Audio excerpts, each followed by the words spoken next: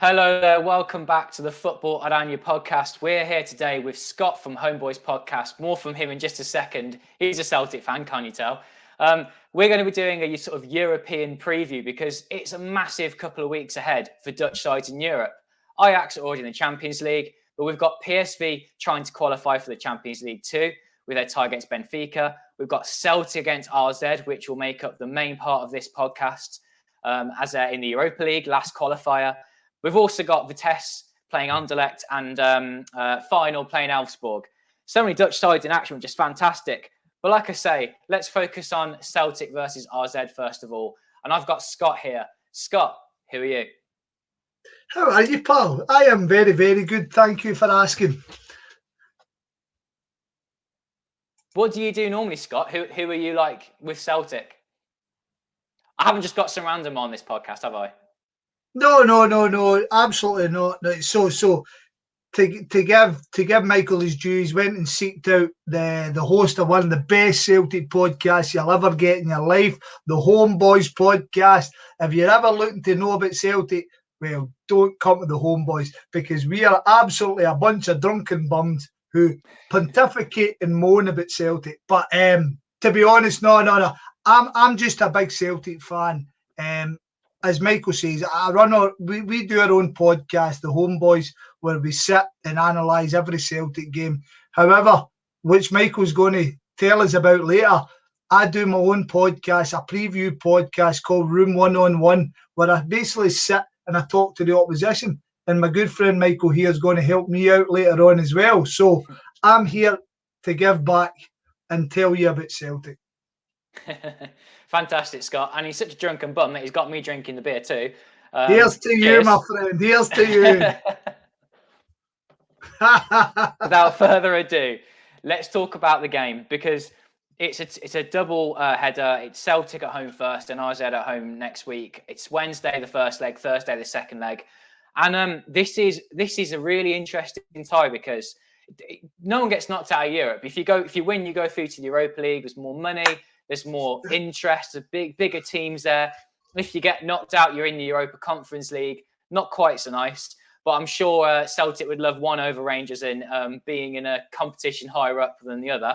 And both clubs are, Celtic and AZ, both clubs are really interesting because they have a sort of coming back. They're reeling from some poor results. Last season was particularly difficult for Celtic. Last season was amazing for AZ, but they've lost some absolutely key players in their team. And are just a shadow of the side they used to be. I can't believe this is the side that finished third in the Eredivisie last season. I'm worried for them playing Celtic.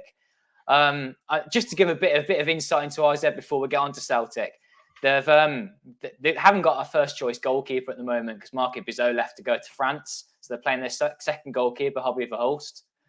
They've lost Svensson at right back. They've lost Calvin Stengs, who's like their main attacking outlet. They've lost Moran Boadu, their striker. Turncoat Miner hasn't gone yet, but isn't interested in playing for the club at the moment. He's not focused on it. And left back Owen Wijndal from the Netherlands squad, he's not fit yet for the new season. So they've got 6 key players. Their 6 main ones aren't playing in this tie. It is huge for AZ, and it's going to be a massive blow for them, I'm sure. But tell us about Celtic, Scott, because things haven't been easy for you guys either. My God, Michael, see what you've just said there to me. That is fantastic hearing. Right. So let's get down to Celtic, right? So basically, as you preluded there, Celtic stank the place out. We've just won 9 titles in a bounce. Well, we're going for the legendary 10th. No club has ever done 10 in a row. And we come in and we kept a hold of our best players. We kept a hold of Christopher Ayaya. We kept a hold of Odsonne Edouard. We've kept a hold of Ryan Christian. We've kept all these guys. And we get into the season with Neil Lennon, a legendary player at Celtic, and we stank the place out. We were awful. We were terrible from start to finish. We went through a run at the start of last season where I think we won 8 in a bounce, but we were rubbish. We won 1-0 here, we won 2-0 here, scoring goals in the last minute. Exciting, enjoyable, without a doubt. Worrying, without a doubt. And on the flip side, Steven Gerrard, 2 years without anything, without a trophy. He's almost sacked the year before he comes into this season. He's an unbeaten season. He's no lost a league game all season. He takes the title. They deserved it. But Celtic, horrible. Neil Lennon's left the club. And then, you say, so you guys who are listening are all football fans. So February, Neil Lennon's left Celtic. So we've decided, right, league's gone. We need to look to next season. We've got Eddie Howe lined up. 4 month, we've got Eddie Howe lined up. And on the 4th month, Eddie Howe decides, don't want it. So we are 4 months down the line. Eddie Howe doesn't want it. Eddie Howe decides, nah. So we're left. We're weeks away for the end of the season, and Eddie Howe doesn't want it. And we get a guy called Ange Postecoglou. Now, Michael, you're a world football fan. I can see you know your script. Have you heard of this man in your life? I'll tell you what, I hadn't since he signed for Celtic. Well, I'll tell you, Michael, I've never heard of him either. So we get this guy come in, and we're all reading these news reports. An Australian manager. Never heard of me. Like Eddie Howe, we've all heard of him. Eddie Howe's got this great background. Eddie Howe was in there. He was talking to people. He was doing. But now we've got Ange. And and to make it worse, Michael, it turns out because of Rangers' own results and Celtic result in the Europa League before, that see if you win the league this year, in the Scottish Premier League, if you win the league, you go straight into the groups. That's a big one, isn't it? Well, you're right. So this season not only just went for being a season you want to win, it's went for a season that's got a £30 million guarantee at the end of it. So, pardon my language, but F's sake, this is now went from being a big season to a massive season. And we've got a guy who's never coached in Europe, bar the Greek second division, in charge of us. Now, Ange Postecoglou has a fantastic pedigree in Asia, and he's got a fantastic reputation for attacking football. However, we've never seen it. I had my doubts. I still have my doubts, to be perfectly honest. And without taking you any longer, we're 6 weeks down the line. We get put out the Champions League by Midtjylland. We have then disposed of Jablonec, and now we come up against Alkmaar. And my worry is Alkmaar is maybe 2 weeks too early, because we are looking like a team. We are looking like a team. We have flaws. We have got big flaws, but we are looking like a football team. I'll tell you that right now. Now, I can't count myself as an RZ fan. I've got the shirt on, you know. But I thought you'd done that just to annoy me, mate. But I do want RZ to go through, and my feeling is the same. It is that this game has come a little bit early. If this had been Christmas time, March, I genuinely think that RZ win this, and I'll be really quite confident about it, you know, sort of 70-30, because they've got players with great potential, but at the moment there's no certainty with who the first 11 is. I know that the teams don't really have a first 11 because it's a squad game. I do understand that more than ever in the Eredivisie that's the case, but there's so many positions up for grabs, especially in attack, and I don't think at the minute that Pascal Janssen, the RZ manager, knows who his best team is. Defensively, he has an idea who will play against Celtic. Midfield, a couple of ideas. But attack, there's a lot of young, sort of quick, tricky players. But they're sort of, it's all like having three attacking midfielders playing in your front three. There's no recognised striker that's playing at the moment. They've got Vangelis Pavlidis who's come in, and he hasn't been playing yet. He had half an hour at the weekend. They lost 1-0 though to RKC Waalwijk, who are among the favourites to be relegated this season. They did create loads of chances, RZ, but didn't take them. They had 2 goals disallowed, but they still lost the game. Maybe they were unlucky not to score, but they just didn't quite. I don't know. They just didn't. They look like the side that were a shadow of the side from last season, where they would have won that game 3-4-1. And you know, you have players who are confident and score goals. That's not the case at the minute, and there's so much uncertainty with who plays at fullback, who plays in midfield. Tone Koopmeiners is their big player, and he's on the bench. Is he going to play? Is he not? So there's so much uncertainty that their captain, they don't even know if he's going to play because his rumours be moving abroad. That it's just a bit all over the place, and they just need a few months, some games to get some rhythm together and really get to know each other, because they're trying to replace all these brilliant players with some young players who have got good potential but need some time. And this tie against Celtic, I think they're going to get really overawed in the atmosphere at Celtic Park. Oh, mate, see what you're just saying to me? That is music to my ears. I kid you not. Right, so as a Celtic fan, right, we generally play against, not so much the last couple of years when we've embarrassed ourselves, but generally we come up against these teams in their 6 and 7 weeks into the season, and you struggle against them knowing that 2 months down the line you batter them. Celtic get put out from Cluj 2 seasons ago, and then we got them in the group and we pummeled them because we were ready. And so I'm looking at you. I keep saying you guys, so I apologise. I'll probably keep doing that, Michael, right? Because you're wearing the jersey, so you're getting the via, right? But, I watched the game yesterday, so I sat down. I took the time and I watched the whole game. And as you said, seeing the first 10 minutes, I was like, we're up against it. Very good team, very good movement. 2 goals conceded straight away. So I watched it. And then see, after that 10 minutes, it was like watching Celtic last season. They had all the ball, but they never killed. There was no killer ball. There was no... I'll be honest, right? And I appreciate that the 3, 4, maybe 4 best players were sitting on the bench. I watched that game sitting going, I'm not worried by anybody on the pitch. Everybody on the pitch is a good player.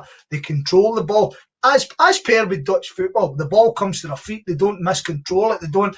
But there was nobody kind of one touch. There was no movement.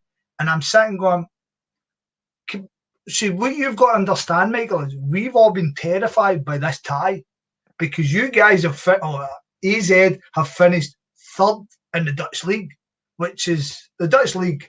No matter how much in comparison to Dutch league's still way above us. Yeah, the coefficient's getting really closer now, isn't it? But the Dutch league is getting better again because they're 7th in year rankings. Without a doubt, I mean, sorry to come back, right? So we played Midtjylland, and Midtjylland were a poor team, but we were worse. So Midtjylland deserved it, right? So Midtjylland I'm not sitting here saying. I was just going to say, interestingly, when Midtjylland then played PSV, whilst they were missing some key players, PSV made like they were mincemeat. Easy. Well, that was basically what I was going to team. For me, I thought that RZ team last season was probably better than that PSV team that finished 2nd. Really? That's interesting. Yeah, and now we've got the opposite going on where they've lost all their key players. PSV are amazing now because they've gone on and progressed. RZ haven't kept those players and are now taking a step back. Brilliant. Exactly. Yes, you've touched exactly what I was going to say. Brilliant. So I tell you what, Celtic would never have beaten that PSV team. Would never have. I don't think so. Even if we turned up and we played our best, we wouldn't have beat. I mean, I watched PSV versus Ajax in the Super Cup, and I was like, no, they're miles ahead of where we are. I mean, we might get there, but we're so that kind of offsets the hurt of not making the Champions League by the fact is we wouldn't have beat them. We wouldn't have beat PSV, and I think PSV will beat Benfica in my personal opinion. Really? In the next round. I think 50-50. so. I think so. Oh, well, yeah, definitely. So, but we get drawn against Alkmaar, and there was a big, oh no, another Dutch team. But like I said, from watching the game yesterday, and watching the game today, certainly the first half, I'm looking to going, if we do what we're doing, we'll beat this team. Which, And I don't say that out of any arrogance. I say it more out of a surprise because we didn't. Because we've made an asset by losing the league last year. Losing the league last year is put us in such a backwards position with regards Champions League, Europa League, and stuff like because. But the fact is, it's a game. It's not a foregone conclusion like I thought the PSV was. See, this game, this is a game. This is a proper game that guys like you who love Eredivisie and love Dutch football and me as a Celtic, it's got to be a proper game. It's not. So, yeah. Aye, do you know what I mean? Do you know what? This is a great opportunity to talk about some of the players, and because this is almost like, and I can't say I watch Celtic regularly. I've caught glimpses of them in Europe. I've seen a couple of bits that I put on Premier Sports. I've seen that kind of thing, and RZ will be all about trickery, pace. You've seen them play now. Celtic are going to be a bit different for me. You know, right? Okay, because I think the way to get at RZ is fast, furious football, because Dutch teams sometimes can't handle it, especially young ones, and they've got a young squad who will probably be finding quite a lot this atmosphere, this game, this occasion, if Celtic can really throw the football at them, basically.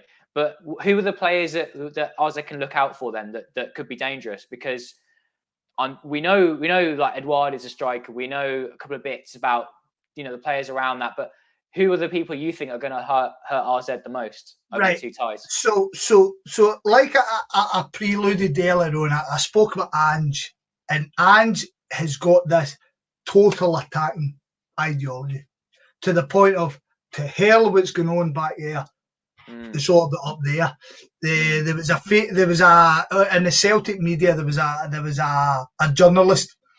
He was an American guy, but he stayed in Japan, and he done the rounds on all these Celtic media, us guys, us podcasts and stuff like that. And he was going, to hell with defence, you're going to enjoy yourself. And we were all kind of going, oh no, we need defence, everybody needs defence. But it's very much, so we've signed a guy called Kyogo Furuhashi, and we signed him for a Japanese team.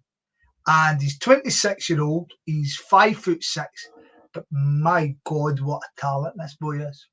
Honest to God, right? Michael, I would go so far and say you've not heard of the boy.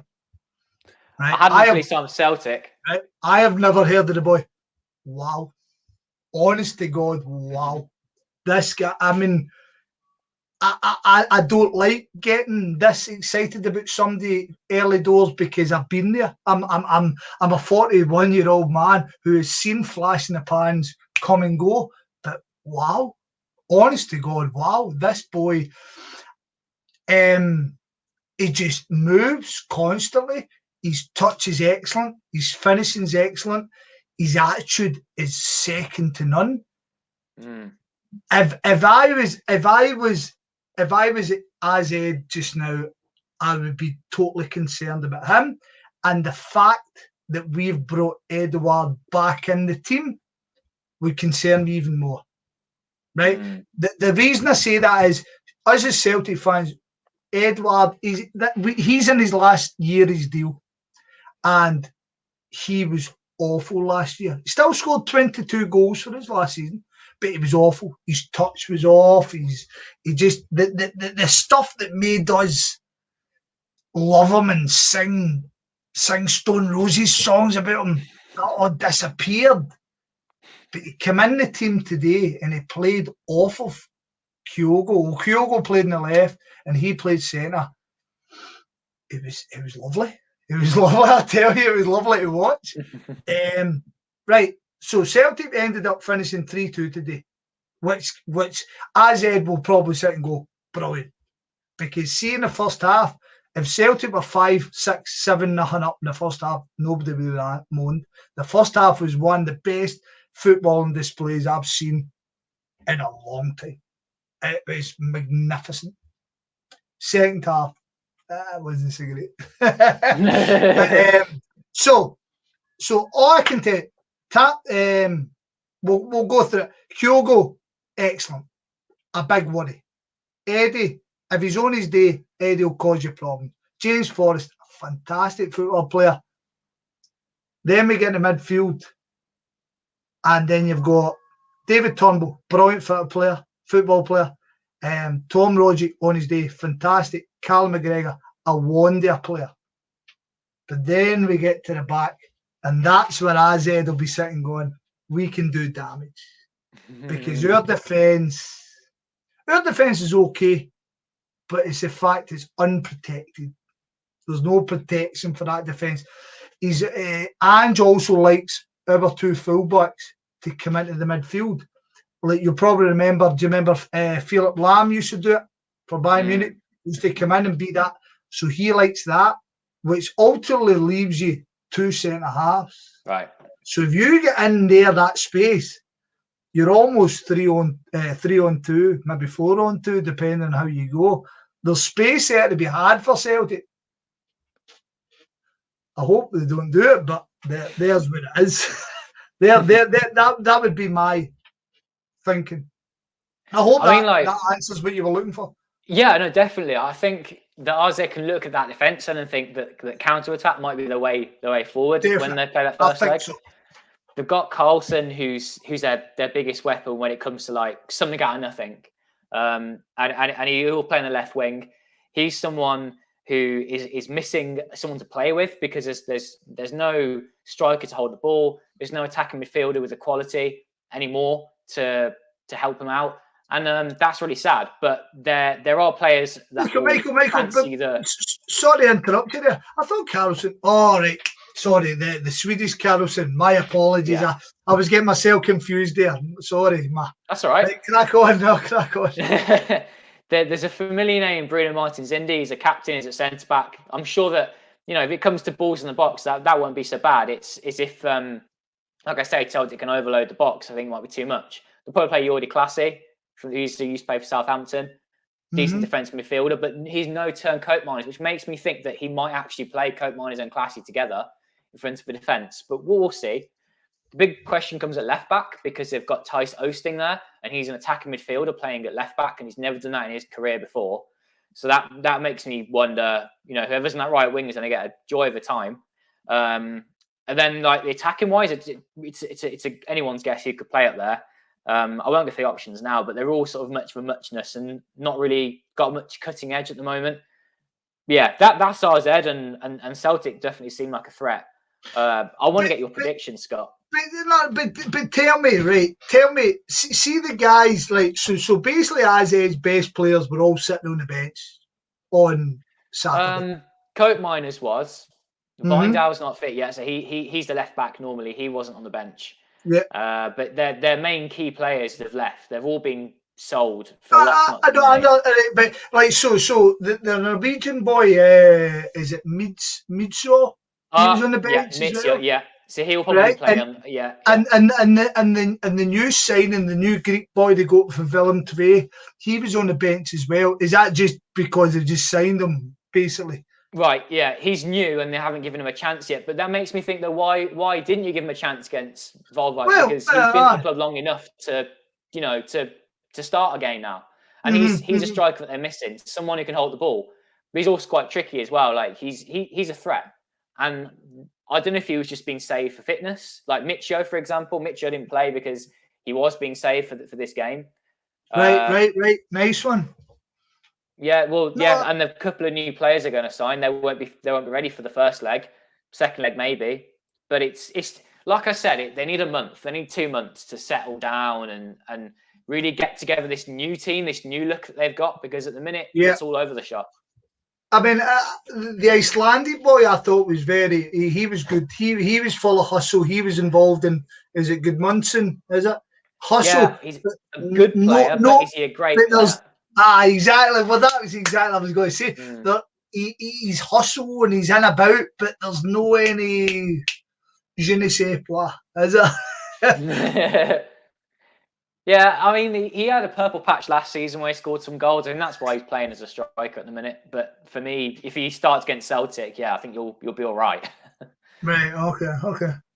Give us your prediction, Scott. For the first leg, second leg. For the first leg, I'll give you right. So the first leg, before I watched AZ on Saturday, I was thinking, right, Celtic come away with a draw, I'd be delighted. However, from watching AZ on Saturday and then watching us today, I think Celtic win 2, maybe 3-1. That's interesting. So I actually think that I was going to say 3-1 for the first leg. And then second leg, maybe I said win 1-0 or something, and it just won't be enough.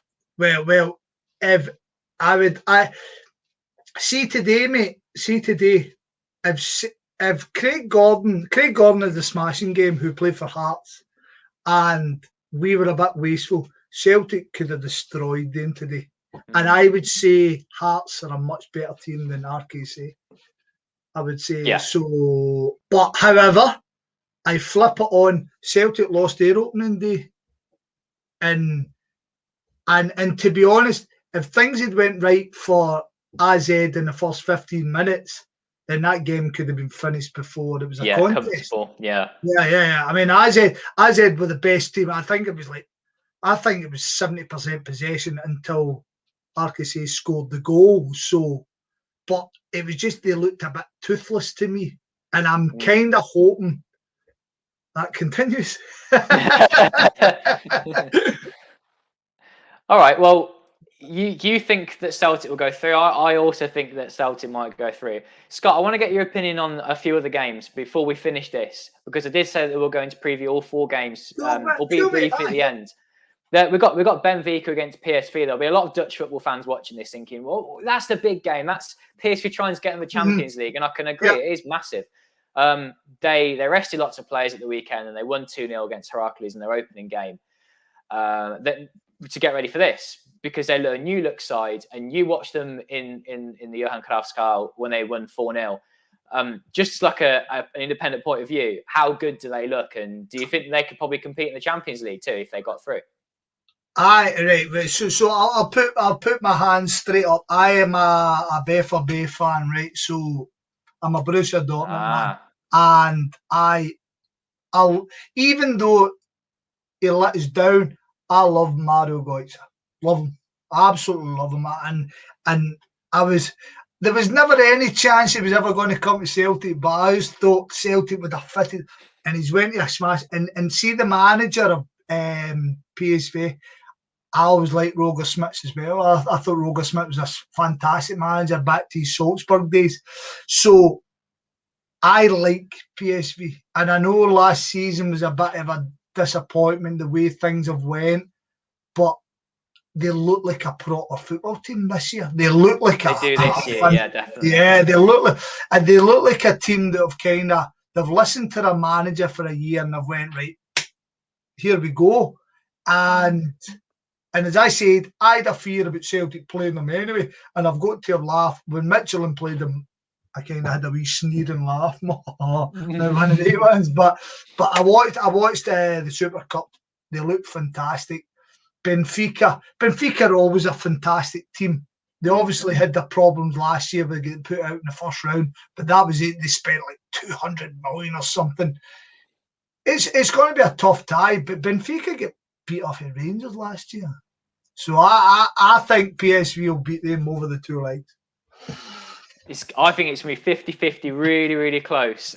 And if PSV can get a little bit of luck, they win over these 2 legs. They're away first as well, which is always a good one. Even though the away goals don't really count anymore, but you can be a bit more defensive. You can keep it tight. And then when you're at home, we've seen PSV already did this season do this, where they just can blow the team away. And Cody Gakpo, Noni Madueke, either side of Zahavi, it's looking really good this season. Zahavi's looking fantastic. Zahavi's looking fantastic. Zahavi's looking like every inch of the superstar he is, in my opinion. And I think this is a big chance to have 2 Dutch teams in the Champions League group stages. You all know, Scott, what it's like for the coefficient point of view. It's become a bit of an obsession now, looking at it going, oh, what does this mean? What does this mean for the Champions League and the teams in Europe?